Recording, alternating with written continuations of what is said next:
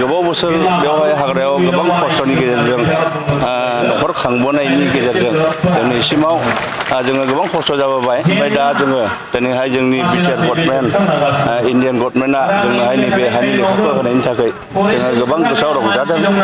ओमफ्राय जोंनि बिसि फिसाफ्राबो दिनैहाय रंजादों।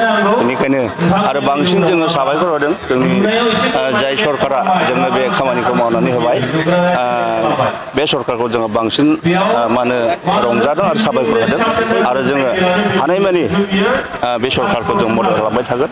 आरो जोङो दा जाय लेखाखौ जोङो मोनबाय बेखिनिखौ लानानैनो जोङो न'खर खांलांनो थाखाय थांखि। जोङो 2005निफ्रायनो जोङो बेवहाय बनबास खालामदों। ओमफ्राय 4-5 बिनि गेजेरनिफ्रायनो जों बेवहाय खस्थ'यै दङ। जोङो खुनु सुबिदा गैया। हाग्रा बंग्रानि गेजेरजों जोङो ओरैनो खस्थ' मस्थ' जोङो खामला जामला मावनानै जादों। आबाद दैबो जों मोनामोन हाग्रानि समाव जिब जुनारजों उपद्रब।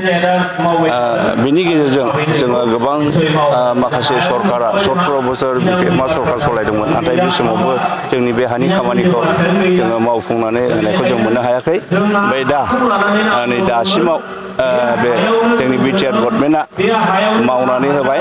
दा बेनिखायनो जोङो बिटिआर गभर्नमेन्टखौ आरोबाव आङो साबायखर होदों।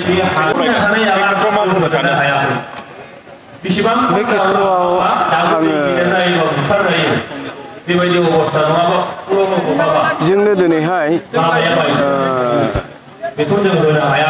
साफ्रोमबो सुबुंआरिनो जोंनो बेखौ नाङा होननानै जोङो बुंनो हाया। खिन्थु जोंनो नांगौ। लोगोसे जोंनो दंफां लाइफांखौबो नांगौ।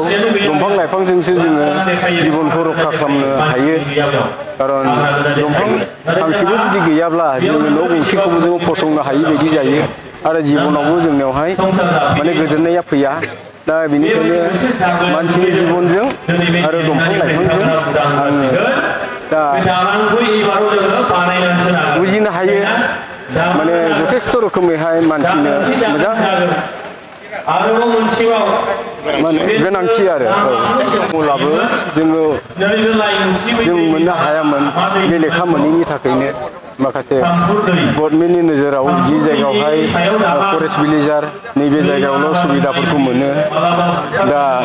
दा जोङो आसा दङ जों लेखाखौबो जों मोनबाय।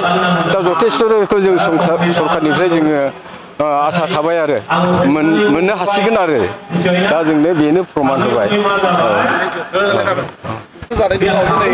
बिटिआर सरकारनि दारै हानि पाट्टा मोननो हाबाय। माफोर बायगोन दा जोङो माने जिबनाव गोजोननाय दङ। दिनैहाय बिटिआर सरकार जानाय लोगो लोगो जोंनि खाफाला जोंबाय। जि बुस्थुखौ जोङो मोननांगौ बेखौ जों मोननो हाबाय। दा सनाजोंबो रुजुजाया, हिराजोंबो रुजुजाया। दा दिनै जों मोननो हाबाय हानि लेखाखौ जोङो मोननो हाबाय बे बिटिआर सरकारनि गेजेरजों।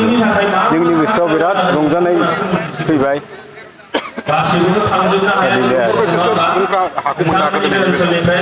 दिनैनि बेलायाव जोङो टटेल